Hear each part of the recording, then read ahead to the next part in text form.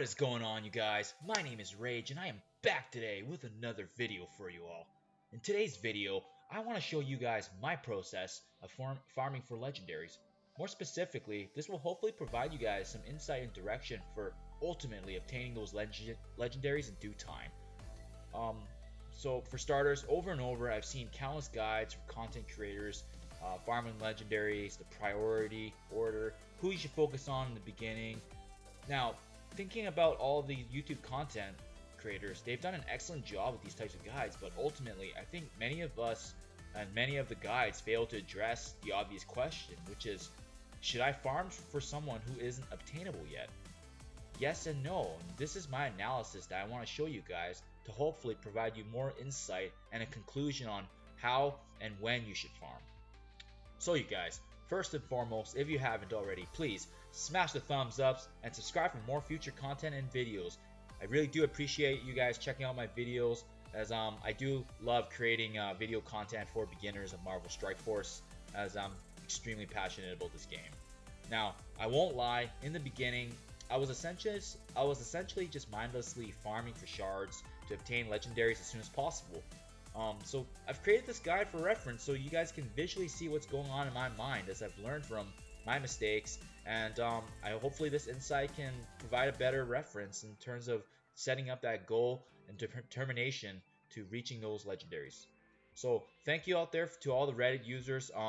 If you look on the left here, this is a projected legendary events guide, and essentially it's a rotating schedule that occurs every 3 months for the legendaries as they come and go.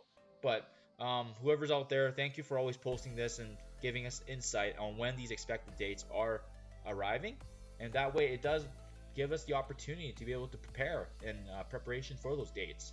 So following my step-by-step guide that I prepared up here, the 4 steps. 1. Determine which legendaries are within your range. 2. Calculate the total days. 3. Calculate the shards needed per day. Lastly, farm, and farm. So going through this projection, you guys, I just want to go down the list here. The current date today is July 23rd, 2020. So as you can see here, I've already marked off Star-Lord and Invisible Woman because, first of all, I have already just recently obtained them, and second of all, the Nick Fury event right now is next that you can see. It's occurring right now. However, I was unable to farm enough Kree minions, and therefore I haven't been able to secure this event. Looking forward now, for my step 1, determining which legendaries are within range, we have to take a look at what is the next legendary then following Fury, since I was unable to hit that. In this case, it's Magneto. So Magneto requires 5 members, 5 stars of X-Men or Brotherhood. They're interchangeable. So taking a look at my roster as of today, the only one I technically actually need right now is Psylocke. And reason being is because I already do have 3 other Brotherhood members at 5 stars. So that's the reason why I've only screenshot Psylocke here. Additionally, my Wolverine will serve as my 5th member. Now that we know exactly which legendary event we're capable of achieving, we need to, step 2, calculate the days. So in this case, I'm going to enter the date that Magneto's coming. In this case, it would be August 3rd, 2020. And what this essentially does in this calculation is that it calculates the days that we have left. So it's a simple calculation. If you look in the top left up here, essentially it's just the event date, subtract the today's date, which is July 23rd, and that plus 1, and that gives us the total days. And that's the total days that we're going to actually enter in this formula down here. It would just be 12 days. The next step then is to calculate the shards that are required. So in this case, I already have it at 4 stars. The calculation is very simple. It's just going to be 130 shards less than 93 shards I have. So equals 130 shards less than 93. And then boom, there you go. The shards per day will therefore be 3.1. So that means if I'm able to get between 2 to 4 shards a day, I should be fine.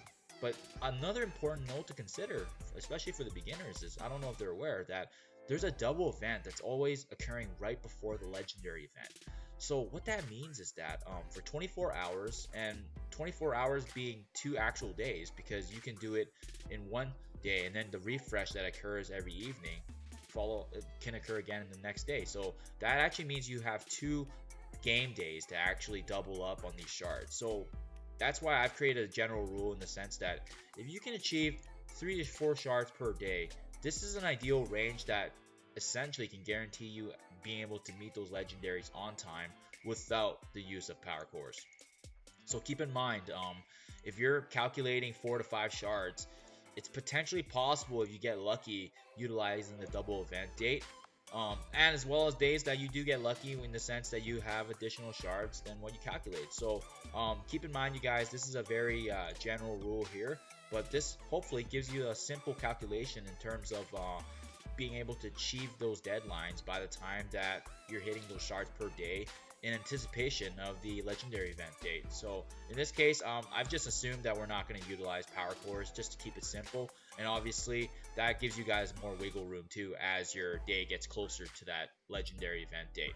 So now that I know I'm going to farm Psylocke for the next 12 days, that begs the question then, you know, can I farm for another legendary in anticipation for the next event? So in this case, if I know I already Psylocke locked down now for the next 12 days, that begs the question, what's the next legendary event? Back to step 1. Which legendaries are within range? After Magneto, it's going to be Black Bolt. So for Black Bolt, then I'm going to quickly take a look at my roster, which I've screenshot here. And as you can see here, I'm in actually really good shape for these 5 members. I already have Sif, I already have Heimdall, and Thor's good at 5 stars. Loki is just 2 more shards and I got him as 5 stars. So really the issue is Hela. So once again, you guys, let's follow our guide here. Let's calculate the days. So Black Bolt's event, it's going to be August 17th, 2020.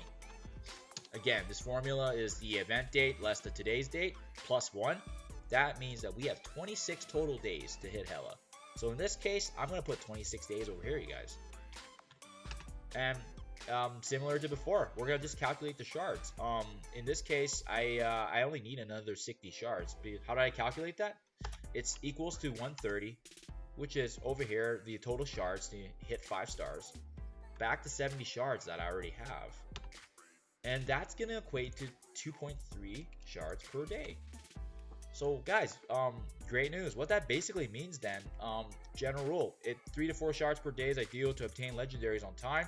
I'm well within that range for both Psylocke and Hela. So you know what?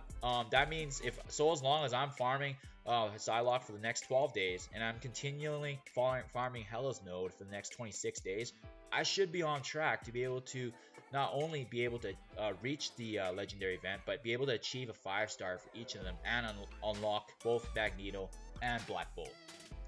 So there you guys have it. Just for some history here, I've played the game for about 200 days now, which is between 6 to 7 months. I've unlocked both Star-Lord and Invisible Woman. And you know what? The next piece then following that is going to be Magneto, Black Bolt, and because I've already unlocked Invisible Woman, I believe I should be on track to reach Shuri as well. To the best of my knowledge, I do have 5 characters, that at least can be the Sinister Six or Spider-Verse. So that's amazing that they do get batched together like that.